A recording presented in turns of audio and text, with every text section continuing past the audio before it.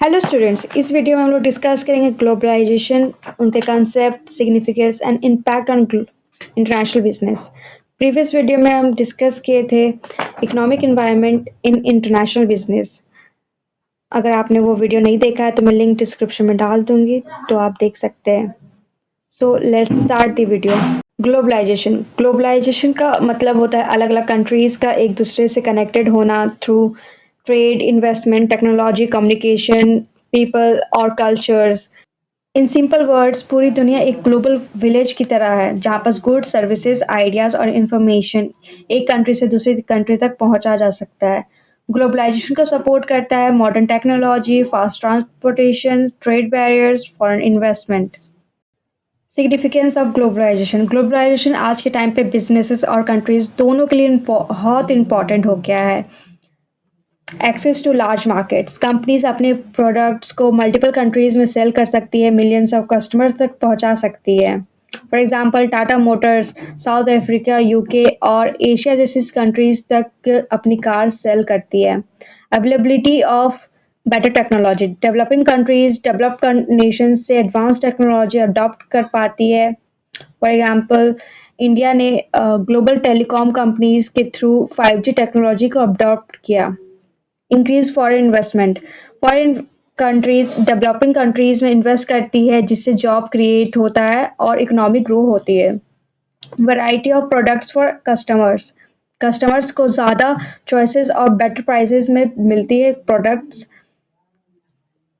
Improvement in skills and knowledge, foreign companies के आने से ट्रेनिंग, न्यू आइडियाज और ग्लोबल स्टैंडर्ड्स आते हैं। Globalization on international business, expansion of multinational corporations that is MNCs।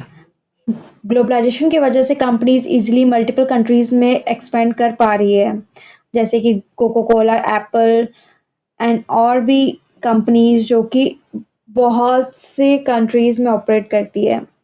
Growth of outsourcing and ऑफसोर्सिंग, काम उन countries को outsource कर देती है जहाँ की लेबर सस्ती हो या फिर स्किल्ड हो।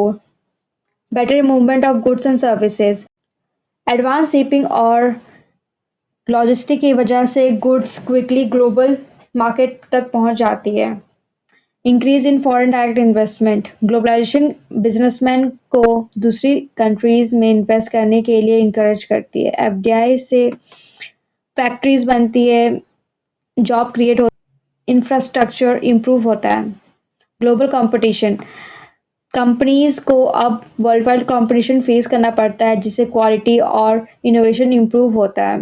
Standardisation of products, globalization globalization की वजह से प्रोडक्ट डिज़ाइन और फीचर्स वर्ल्ड वाइड सिमिलर हो गया है।